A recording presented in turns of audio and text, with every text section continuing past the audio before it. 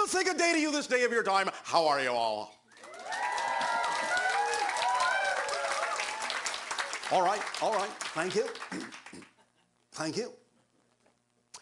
Once again, we thank all of you collectively and each of you individually for the gift you are giving us of interacting with you and seeing through all of you how many more ways creation has of expressing itself within all that is. So we thank you for that gift. Today being your Father's Day in your area, on your planet, in your culture, and being the title of the State of the Union, and in honoring both of these concepts, the transmission for the first part, as we have already said, will be delivered by my father. One moment.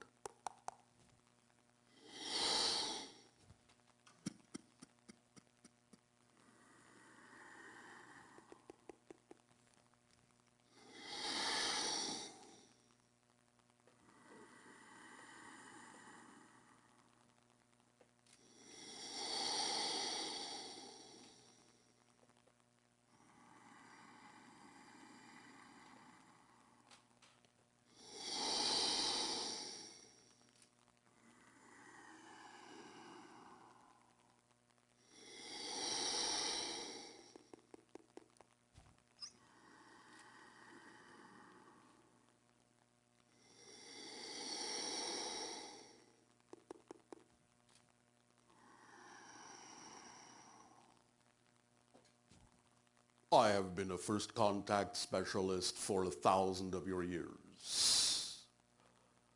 I have interacted with over 300 civilizations in that time. 157 of those civilizations have gone on to have first contact with us.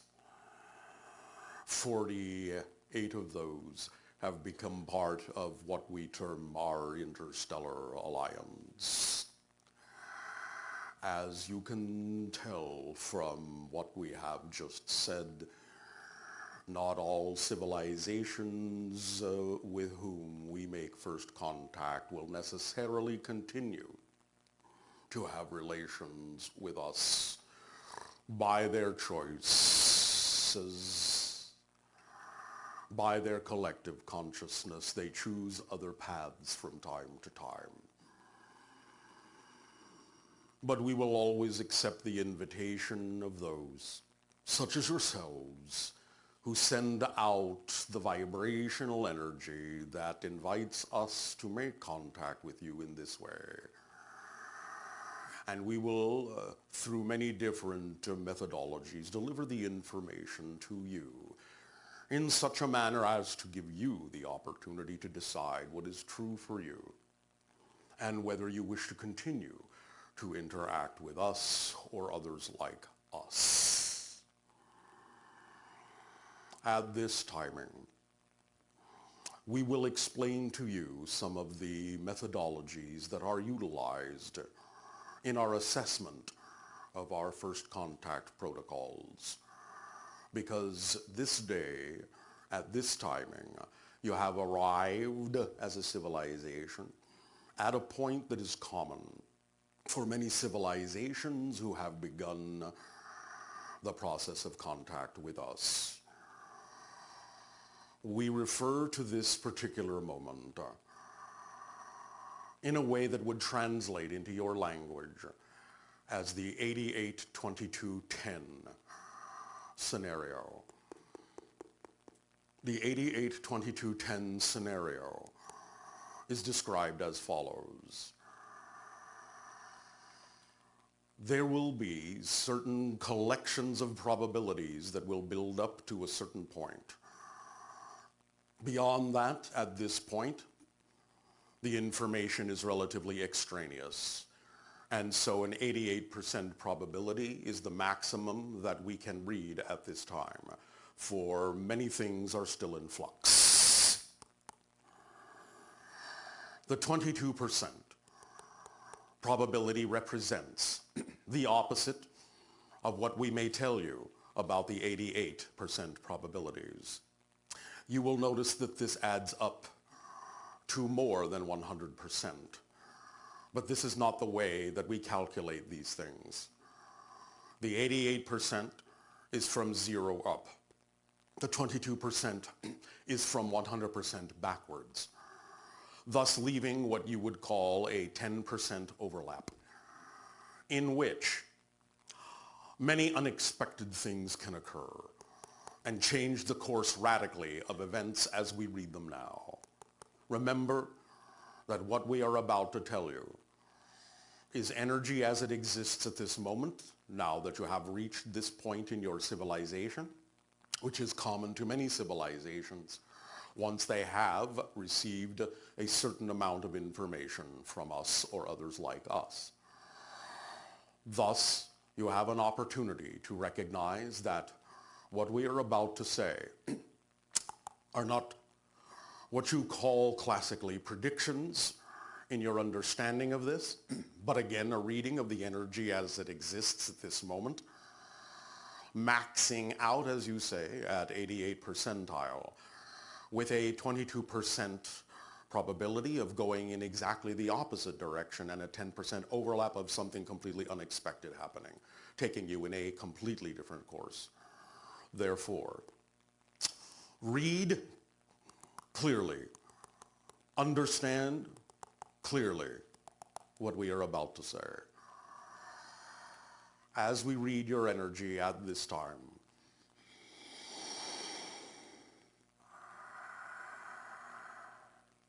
politically, you have in your culture an 88% probability of having what you would term a female presidency.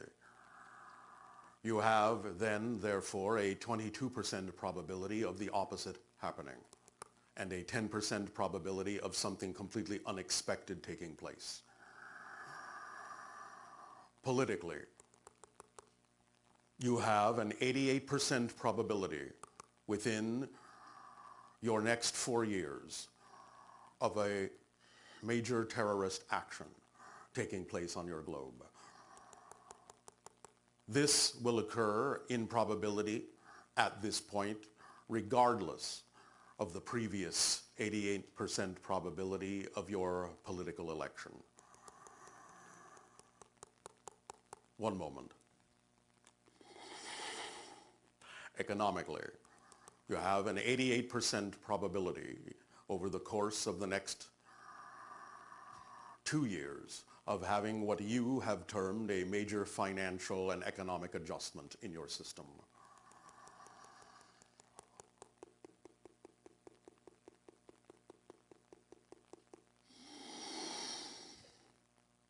In terms of first contact, over the next 4 years of your time, you have an 88% probability of proving to yourselves in one way, shape, or form that life exists beyond your world, thus increasing the probabilities of the window for contact beyond that year.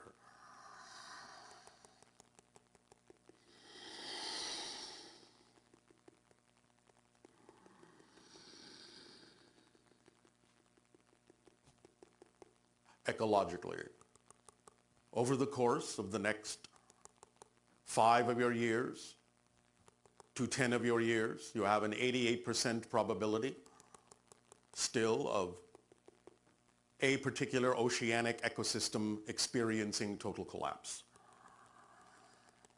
Again, you have at this point a 22% probability of the opposite happening and a 10% probability of something completely unexpected occurring and taking you in a completely different direction. Technologically,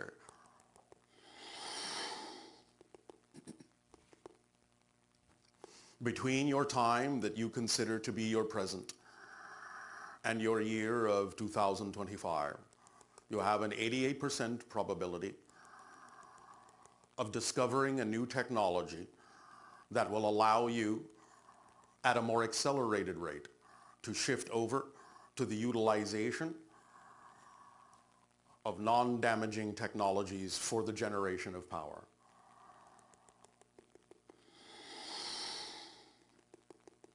One moment.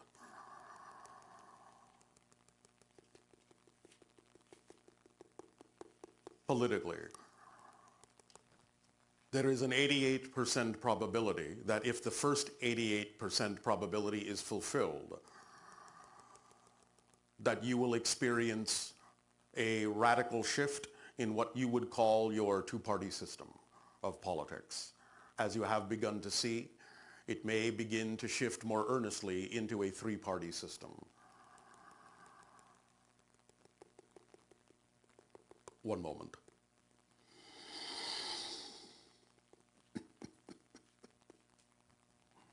Again, understand the concept of these probabilities, both the 88% and the 22% and the 10. This is a different formulation than you have utilized before with your understanding of such things. And therefore, there is an 88% probability that 88% of you will misinterpret what we have said.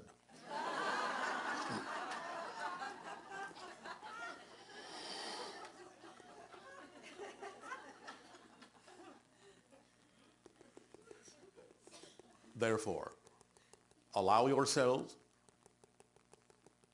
to go with your flows, to be yourselves as fully as you can. There will be more of this information delivered within the next year or two of your time as you begin to enter the 88-22-10 phase of this process of contact, and allow yourselves more opportunity to see more clearly the paths you have laid out for yourselves, both individually and collectively. In having mentioned to you that not all civilizations contacted continue on to the idea of open contact or the joining of our alliance, we thus encourage each and every one of you to take stock in your own minds, your own hearts, your own spirits, to decide what is true for you, and to begin to put forth into your society in a more active way the ideas, the realities, the concepts that you prefer, which will then radiate outward from your world in a manner that we will perceive as your decision and your choice with respect to your relations to us.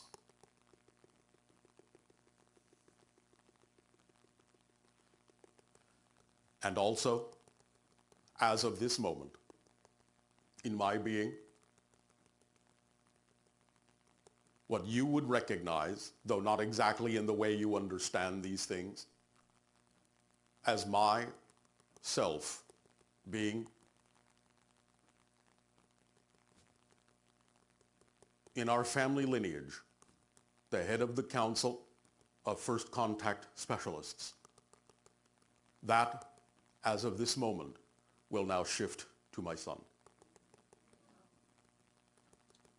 I will go on to many things in terms of the coordination and organization of such contact should it occur. But in this moment of 88, 22, and 10, being this place that you have arrived, this energy, this frequency you have now arrived at, this shift is necessary for the entity that you have termed Bashar, that which is one of my sons, being then the main being from our family lineage of contact specialists that will guide you the rest of the way. We have and will continue to be involved in a variety of ways. But this shift is now timely for a variety of reasons we will go into at another time.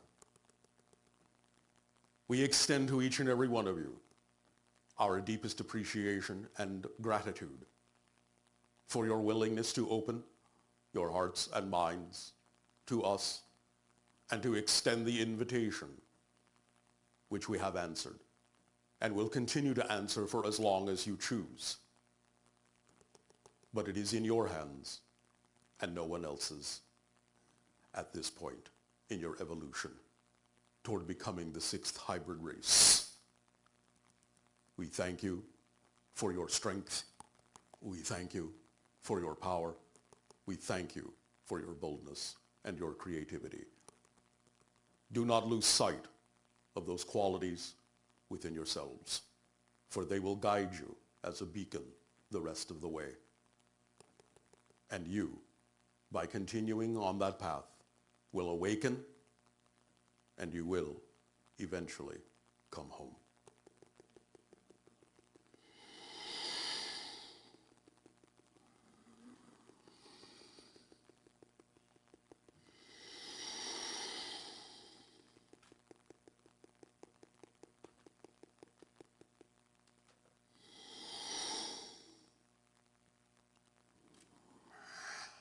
And so happy Father's Day.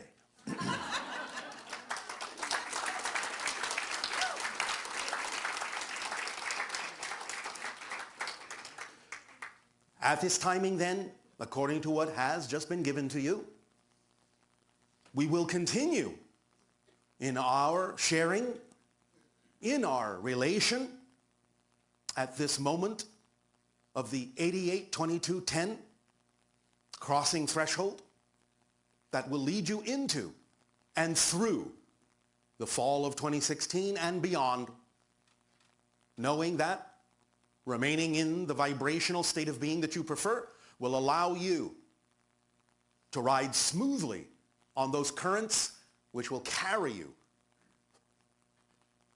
all the way through and into more and more and more of the true essence of your being.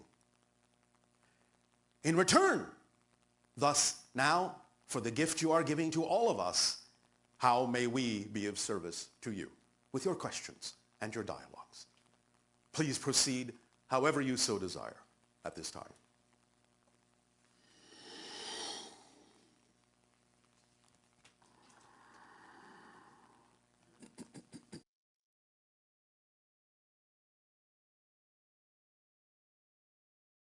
All right, I'll say good day to you this day of your time. How are you all? All right. All right. If we understand your response, you are all woo. We thank you for the co-creation once again of this interaction. We would like to begin this transmission with the idea of navigating the splitting prism of parallel realities. Now, as we have said in other transmissions, what you are experiencing on your planet at this time is a juncture, a junction point, a pivot point, especially coming up in your year of 2020, which symbolically represents the idea not only of clear vision forward, but also the idea of 2020 hindsight. And in gathering together all the lessons you have learned, all the information that you need to move forward with clarity in that pivotal year and the years to follow. Even though you may think, as we have said, that you are all sharing one particular reality, you are not. You are creating your own version, your own simulation through agreements, telepathically connected agreements with each other to create what appears to be the same reality. But each of you is creating your own. And many of you now are beginning to realize, as your society continues forward, that there are many individuals who are choosing different expressions of reality that are not necessarily in alignment with the kind of experience that you prefer to have on your planet. Or again, more precisely, on your planets, because there are multiple versions of Earth simultaneously coexisting here. And the idea is that now the splitting prism has moved forward enough that there are starting to be, in between all of these different parallel realities, a kind of borderline, a kind of barrier. You can liken it to the idea, as we have said, of a glass wall. You can see through it to the other realities, to the people that are not necessarily choosing things that are vibrationally compatible with the kind of reality experience you prefer. But that doesn't mean that they can affect you, because they can no longer really reach you with their vibration, except by your choice to mirror or mimic what you're seeing on the other side of the glass. But there is no other effect than that. Your choice to believe that you must be affected by them is you creating that effect in your reality, your discrete parallel reality. So as you move forward, recognizing that each of you is in your own reality, literally, and that you can make more and more agreements with those that are more vibrationally compatible with what you prefer, to again continue to generate simulations of these realities for yourselves that do harmonize with those that are vibrationally compatible with you, and disharmonize or become more discoherent with those that are not vibrationally compatible with what you prefer. The split becomes wider and wider. The walls of glass become, in a sense, thicker and thicker and thicker. Now, the idea of navigating through what's happening in this splitting is to allow yourself the opportunity to not only follow the formula that we have given you that is representative of the instruction manual of how reality works, which is act on your passion to the best you can, no assumption, no insistence on the outcome, and remaining in a positive state no matter how things look in order to extract a beneficial effect. Along with that, there is another element that now becomes more crucial, more important as the days unfold, as the years unfold, going forward in your sense of time and space. We have discussed from time to time the difference in the language between your higher mind, which is non-physical, and your physical mind. The higher mind, being non-physical, has a language of energy vibration, resonance. Now, all things operate on resonance of energy, but it is from the higher mind purely an energetic transmission. And when your body receives this like an antenna, it translates, as we have said, this vibrational language from the higher mind as the physical sensation you call passion, excitement, creativity, love. But your response can not only be in energy. It cannot only be in words. The language of physical reality is physical actions. And therefore, this is why it is so crucial to act on your passion, not just think about it, not only just meditate on it, not only just give off loving energy to everyone. All these things help. But the physical action seals the deal, completes the circuit, grounds the effect. And the physical acts you take that are in alignment with the reality you prefer, instead of just wishing or hoping that your reality will shift into more and more of a representation, the physical actions you take will actually start to crystallize that reality much, much more quickly, much more coherently for you. That's how you navigate through all of these splitting prisms, taking yourself by acting on your passion, steering that rudder, being the vibration of the reality you prefer to experience so you can navigate toward it more and more every day in every way.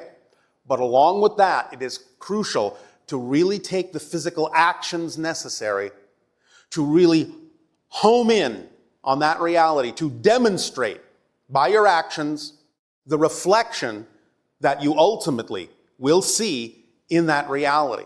So, for example, we have sometimes been asked questions such as, if I am in my reality and I see something happening that is what I don't prefer, should I help?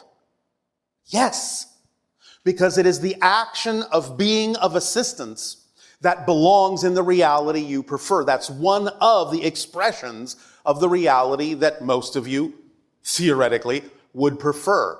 That when someone gives off a signal that they might require assistance, that you actually take the action of assisting them somehow. It isn't that, again, you have to expect a particular outcome from that, but it is the action itself, the offering itself, that makes all the difference. And whatever comes to fruition from that will again crystallize and solidify the reality of your preference. But the actions are key. We got another question recently about the idea of, if I'm in my reality and I'm walking along and I see a piece of trash on the ground, should I pick it up? Yes, if you don't prefer it to be in your reality.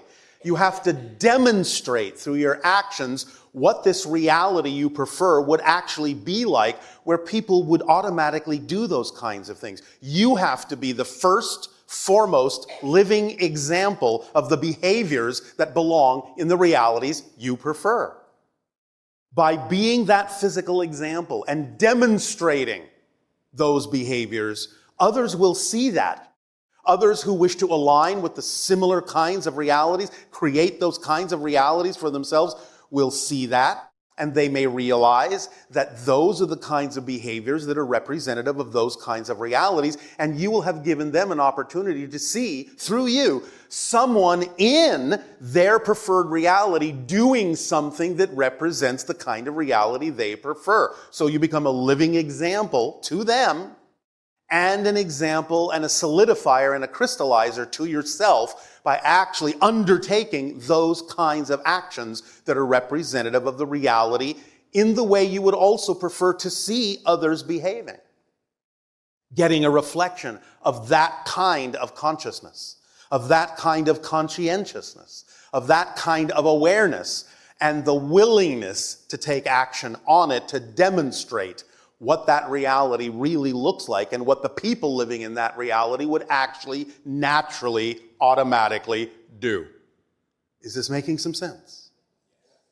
So the idea then is, as you go through life, as you act on your passion, best you can, as you let go of the insistence on what the outcome should look like, as you remain by choice in a positive state no matter what happens, so that you can derive the benefit from that circumstance, also put yourselves out there. Take the actions that are representative of that passion. Don't hesitate. Don't hold back.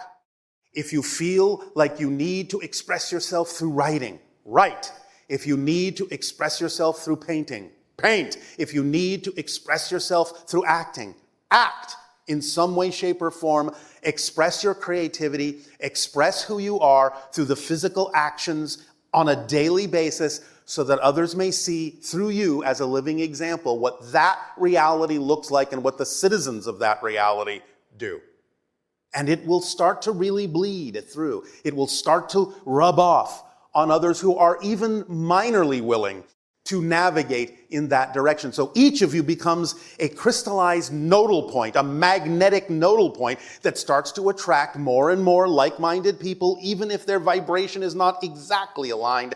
You can act as a magnetic nodal point to, again, give them more opportunity to realize, oh, this looks more like the reality I prefer. I see the actions of these people here. That looks more like the reality I prefer. And so I myself will also take those actions so that they can see something similar in the reflection that I am to them. Don't hesitate. Remember, please remember, if you have a gift to give, that means there has to be someone waiting to receive it. Otherwise, you wouldn't be excited about having that gift, about expressing yourself that way. So please do not deprive others of the gift that they are waiting to receive from you. Let go. Open up. Take the actions every day, as best as you can, every moment that you can, on the things that give you joy. Don't just muse about them. Don't just wish. Don't just think. Don't just meditate. These are all wonderful states of being, but the action completes the circuit.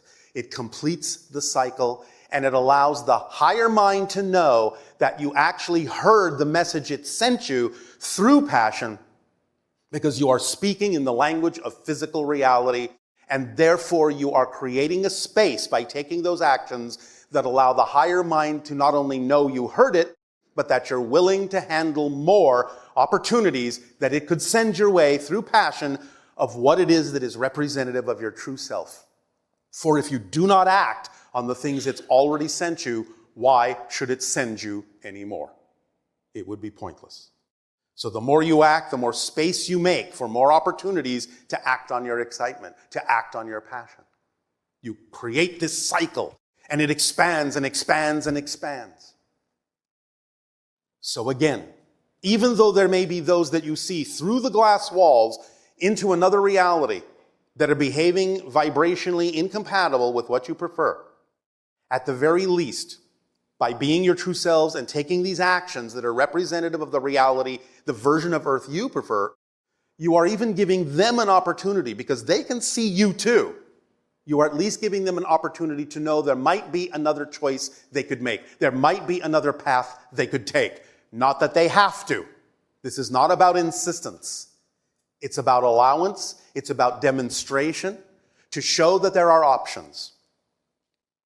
And in that way, with those actions and being a living example of that reality through your actions, do you solidify and crystallize for yourself the reality, the version of Earth that is truly more vibrationally compatible with the reflection that you would prefer to see. And bit by bit, you take steps more and more every day toward that reality, waiting a little bit to some degree for some others to catch up, but not to the point where it holds you back. Make sense? All right. Up to you to decide how this works for you, but take the actions that you can.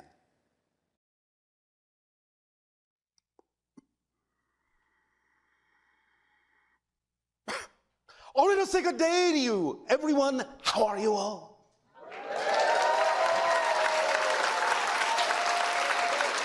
All right. All right, thank you. Let us begin this transmission with the title that we have chosen, called The Future of the Past.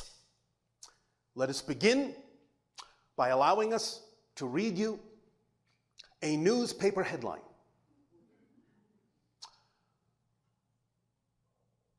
JFK assassinated today in Boston, Massachusetts. This date, November 9th, 1968. What does this mean? This is a parallel reality, different from the one you now consider to be your history.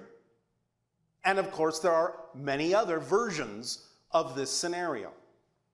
We once shared with you that another version of your history that you experienced before the present one allowed this particular individual, your President Kennedy, to survive until your 1980s. But the one that we have mentioned today, November 9th, 1968, has a particular meaning to the history that you believe you remember. The idea is that history is not linear. It is holographic and is made of many different kinds of intrusions of parallel realities. At the very least, if not the events themselves, the effects of other events in other realities color what you consider to be your linear history.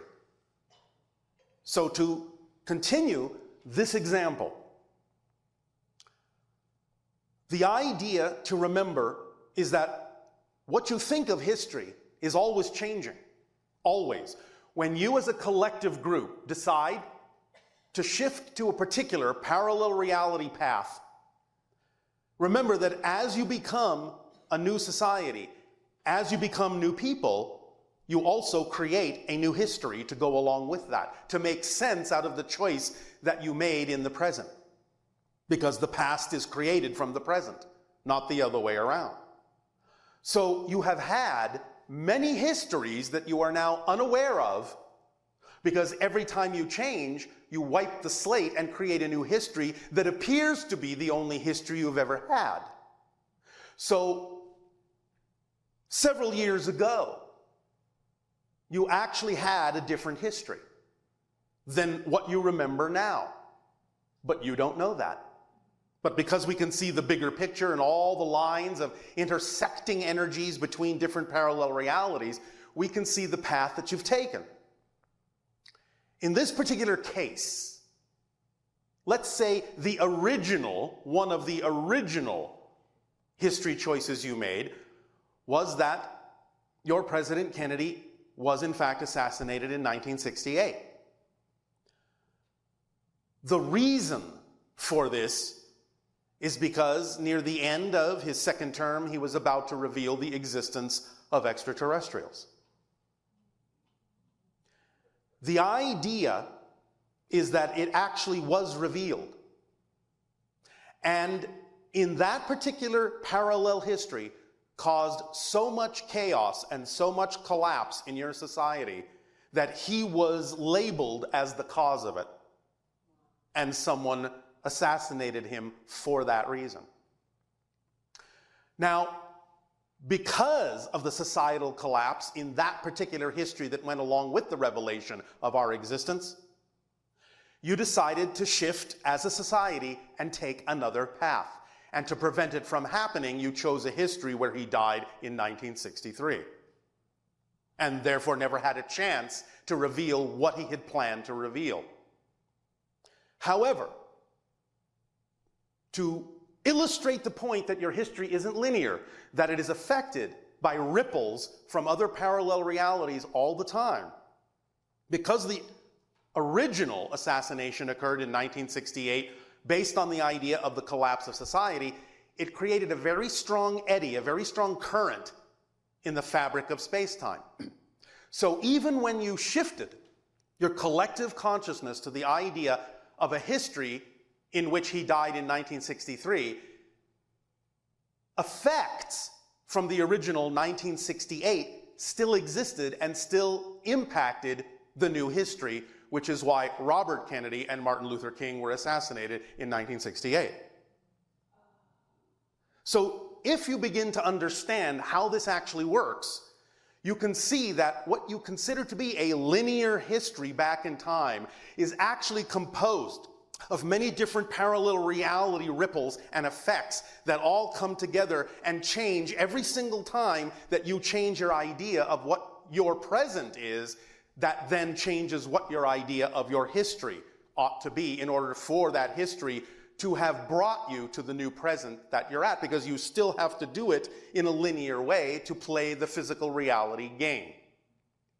But in understanding this holographic nature of history, you can never really look at the idea of history in a linear way again.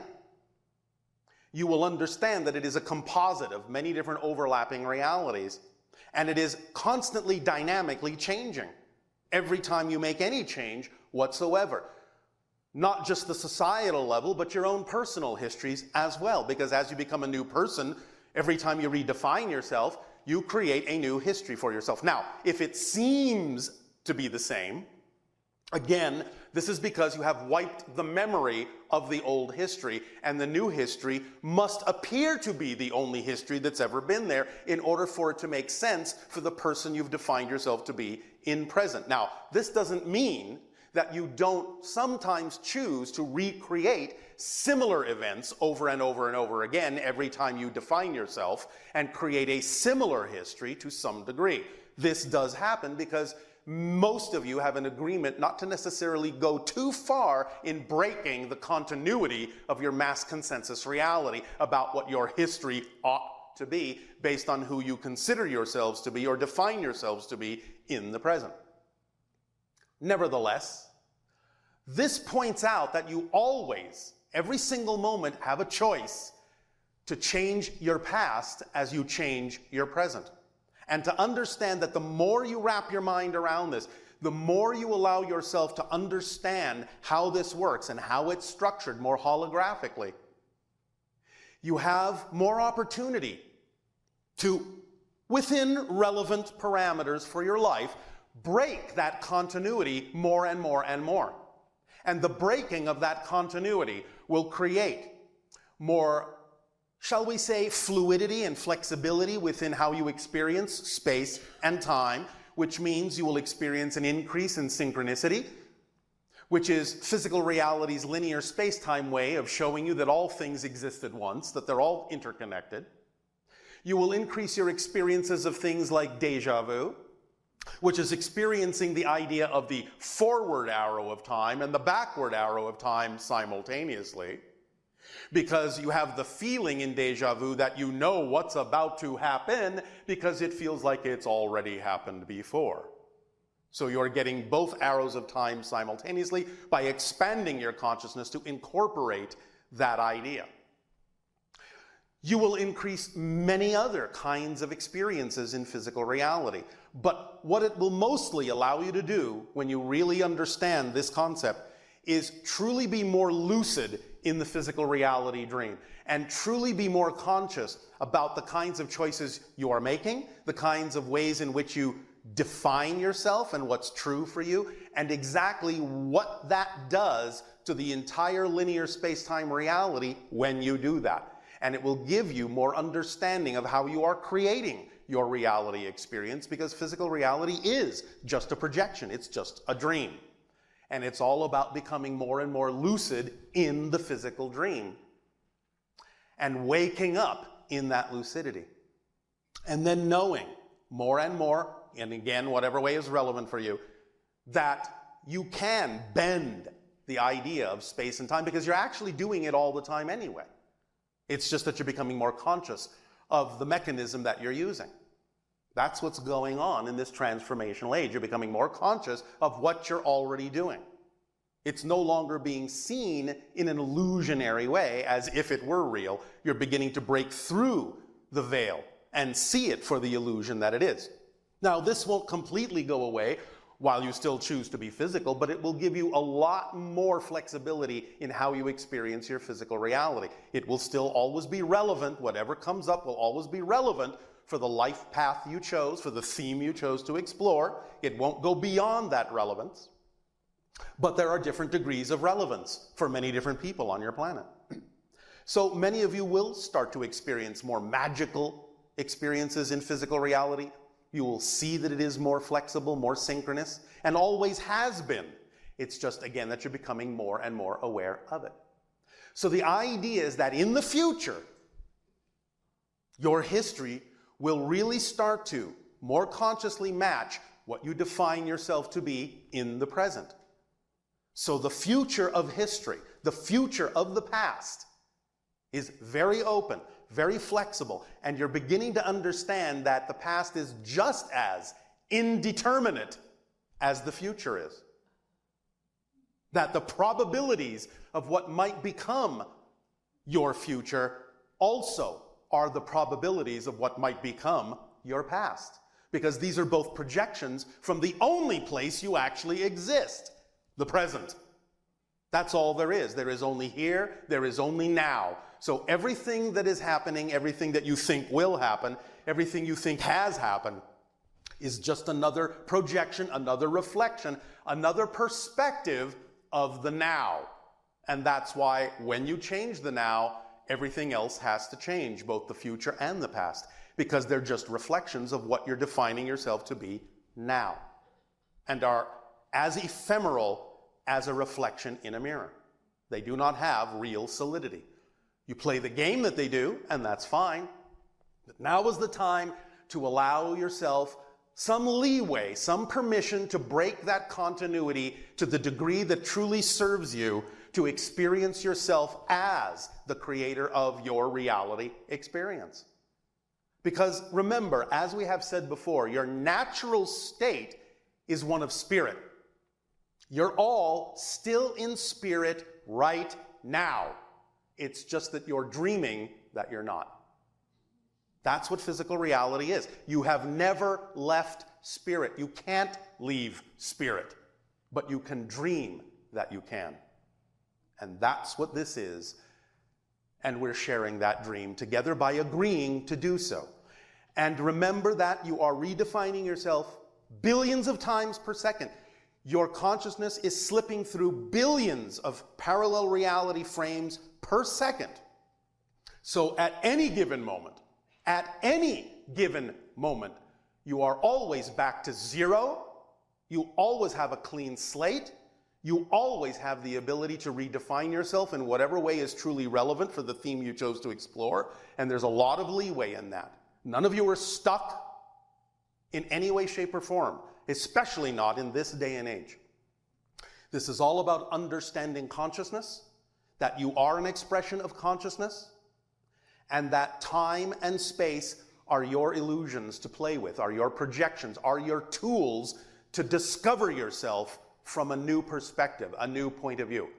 Because if you don't forget who you are, you can't remember who you are from another point of view. That's why you have this physical dream. To discover a new idea of yourself, a new perspective of yourself, a new relationship to all that is of yourself as an aspect of all that is. Does this make some sense to you? Yeah. All right. So, we share that idea with you, that history is always changing, never static, exactly to the same degree that you believe your future probabilities change. But you, here, squarely in the middle, in the now, in the present, the fundamental you never changes. The structure of your consciousness never changes. The expression of it does, the form of it does, but the basic fundamental you will always be you. It will always be your perspective from which you are having any experience of a future or a past. It will always be from your perspective that you will have any experience of physical or non-physical reality. It will always be you from your perspective that will have any experiences of other dimensions, other realms, other parallel realities, anything you can imagine. It will always be you having the experience, because you are the constant. You are the structure that never changes. But your relationship to yourself, your perspective of yourself, always changes. Your experience of yourself always changes. And you get to decide in what direction it will change. The more lucid you become in this physical dream, the more you surrender to your true self, the more you will realize that surrender is actually control, because you are already in control. You've just forgotten that you are. So remind yourself and play with this idea of holographic history and see the bigger picture so that you can understand the relationship of how parallel realities work together to create not only the probable future, but the probable past, and how this informs you so that you can make more aligned, more harmonious decisions about who and what you choose to be in the present. Does this make sense? All right. Well, we thank you for allowing us to share this idea with you this day of your time. And in return for the gift of sharing that you are giving us, I ask now, in what way may we be of service to you? You may begin with your questions and dialogues if you wish.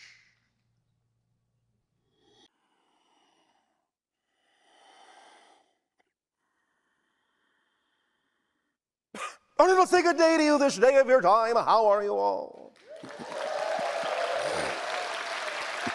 All right. All right. Once again, we thank you for the opportunity to transmit and share with you this information. This transmission has been titled Limitations Unlimited.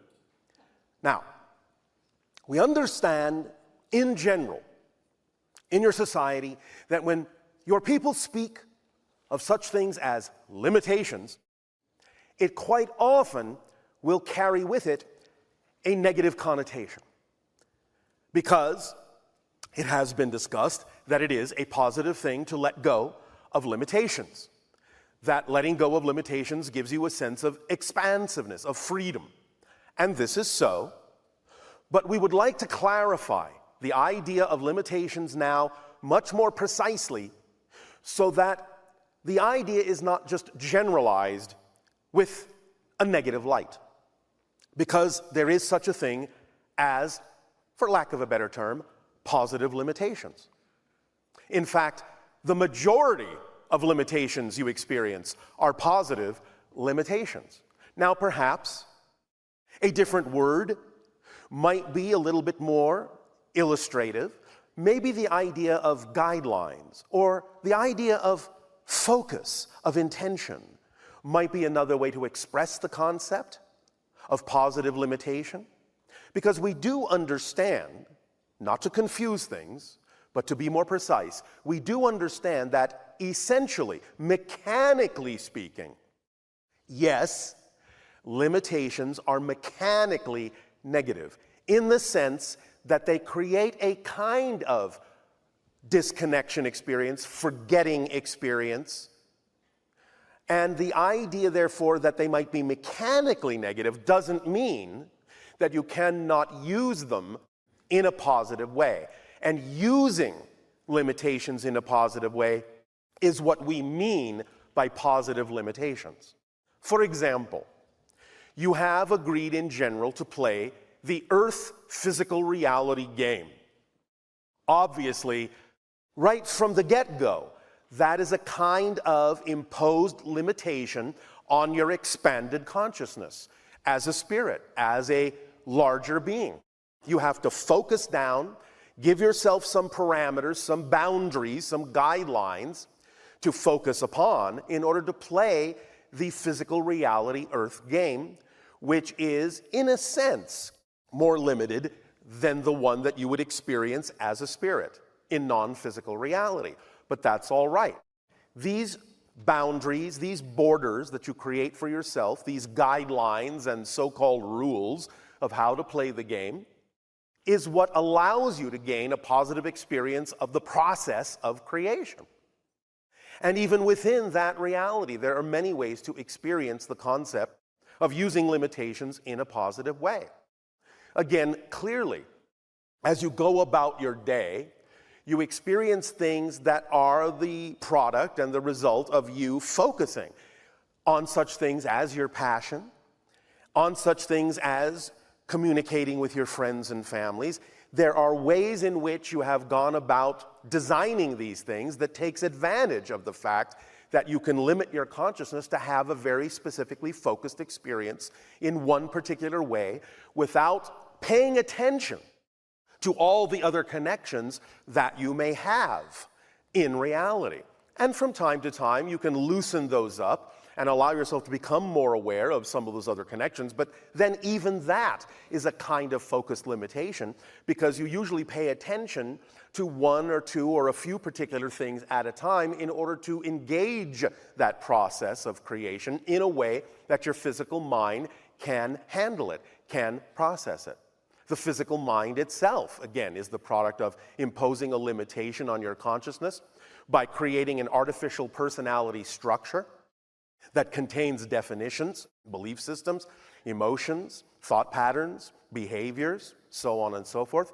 But again, all for the purpose of going on a particular ride, just in the same way that if you decide to go to one of your theme parks, one of your amusement parks, you will focus on, usually, a ride at a time, or what it is that you are enjoying with your friends, or what it is you happen to be eating at that moment. That focus gives you, those guidelines and parameters give you an intensity of experience. That's what it's for. It's like narrowing down your vision so that there is a very small aperture through which a lot of energy and a lot of experience can come to allow it to be the most invigorating, the most intense experience that you can have, so that you're really living to the fullest. You're really getting every little ounce of what you can get and what you can experience out of this physical reality dream. It's a limitation upon your consciousness because it is just a projection of consciousness, but it is a projection that is made to seem real so that you can have a visceral experience of physical reality. Otherwise, it would be diaphanous. It would simply be made of smoke and mirrors. You would never be able to really have the kind of experiences that you have without the positive use of limitation. You follow along? So we simply share this idea with you this day of your time so that you don't necessarily go through your life just automatically assigning negative meanings to the ideas of limitations, and that you can really learn to appreciate how clever, how creative, how beneficial the limitations are that you use in positive ways to give you the wonderful, beautiful, creative, artistic experience you're having called physical life. So this is for the purpose of allowing you to open up a little bit, not be quite so limited in how you look at limitations, and give yourself the benefit of the positive experience of how you cleverly use the negative energy or the negative mechanics of creating a limitation on your consciousness in order to create a very powerful positive experience of life for yourselves. You understand? All right. So just let that sink in. Let the idea of how you focus on limitations just happen naturally. Again, synchronicity will serve you as to what you need to focus on at any given moment and what kind of rules or guidelines or parameters you need to pay attention to at any given moment. It's an adjustable, dynamically changing thing, always fluctuating in accordance to what you need at any given moment based on your vibration that you're giving off. So just let it occur naturally, and it will guide you unerringly through life to allow you to experience exactly what you need to experience in using that tool in a positive and beneficial way. So then, in return for the gift that you are giving to us in allowing us to experience all of you, we ask, in what way may we now be of service to you? Please begin with your questions and comments if you wish.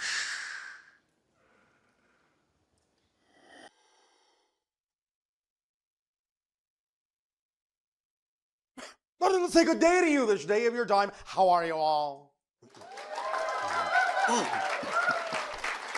All right, thank you. Thank you. Once again for the opportunity to interact with each and every one of you individually and all of you together collectively. We thank you for this gift you are giving to us. Let us begin this transmission with the title, 30 Days of Disclosure. Now, we have talked about recently the idea that there is a protocol list of things that are done when we begin to interact with a new civilization, and we have indicated all the different steps, stages, phases of this, and indicated approximately where you are on this list in terms of what phase is coming up next.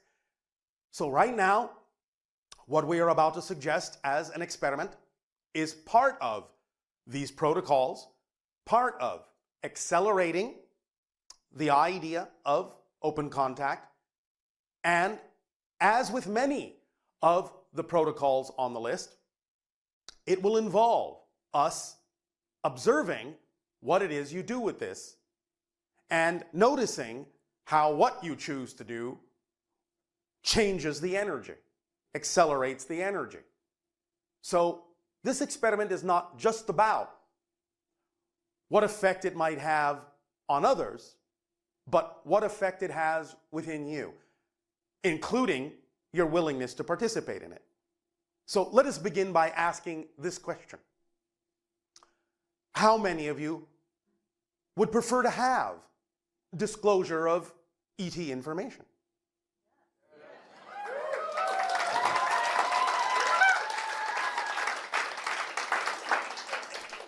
So not that many then.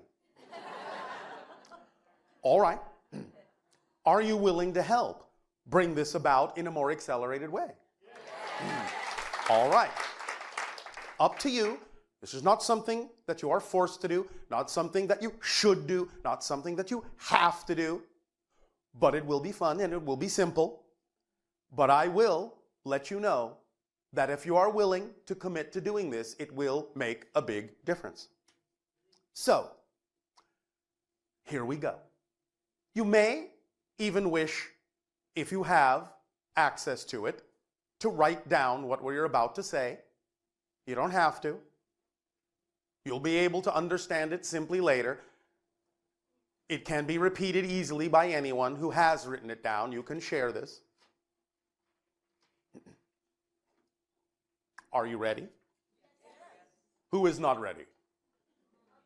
No, all right. Are you ready now? All right. So, wherever it is that is easiest for you to acquire them, they do not have to be fancy. They can be very, very inexpensive. It doesn't matter. Allow yourself to purchase 90 postcards. 90 postcards.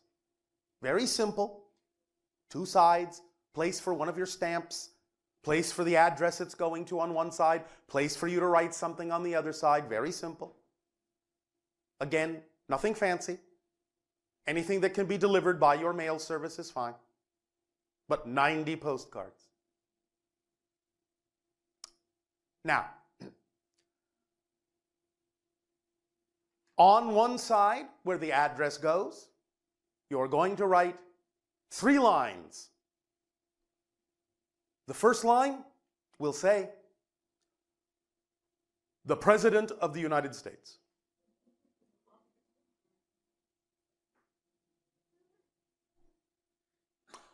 The second line will say, "The White House." And the third line will say, "Washington, D.C."